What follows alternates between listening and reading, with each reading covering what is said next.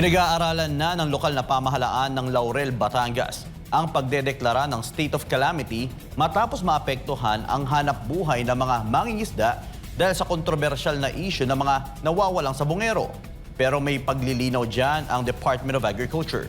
Si Sheena Torno magbabalita.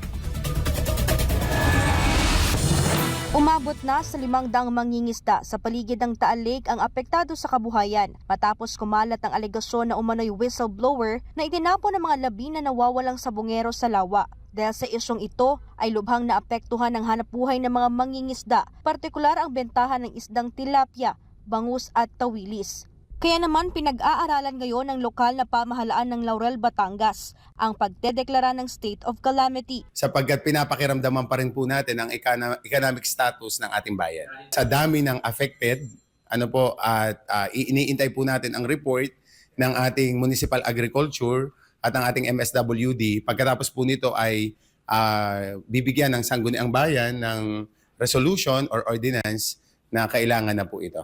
Sa oras anyang magdeklara ng state of calamity ang lokal na pamahalaan ng Laurel, Batangas ay maaring magamit ang pondo para mabigyan ng interbensyon ang mga mangingisda. Sa ngayon nakapagbigay na ng kaunting tulong ang mga ito tulad ng food packs, pero inaasang madadagdagan pang bilang ng apektado lalo't wala pa sa datos ang mga may malalaking palaisdaan.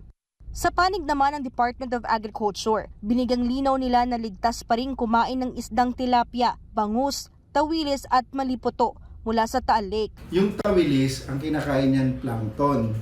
So hindi siya sumisisid sa ilalim para kumain ng kung ano man. Pangalawa, ang tilapia, cage. Ang kinakain niya ay commercial feeds.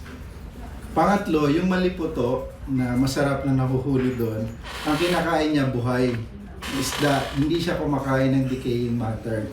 Sa katunayan, sa Hulyo 22 ay magkakaroon ng budol fight ang kagawaran kasamang ilang opisyal ng Laurel, Batangas, mangingisda traders upang patunayan na ligtas at walang dalang panganib sa kalusugan ang pagkain ng mga nabanggit na mga isda. Gayunpaman, aminado naman ang DA na may bahagyang pagtaas sa presyo ng tilapia at bangus sa ilang pamilihan sa Metro Manila. Batay sa monitoring ng ahensya, naglalaro sa 200 piso kada kilo ang presyo ng tilapia habang umaabot naman sa 250 piso kada kilo ang bangus. Primary market na, of course, Metro Manila, Calabarzon hanggang Central Luzon. So importante sa atin yung lawan ng Taal dahil nga siya yung pangalawang pinakamalaki at maraming kabuhayan ng maasa. Para sa Diyos at sa Pilipinas kung mahal, ito si Sheena Torno, SMNI News.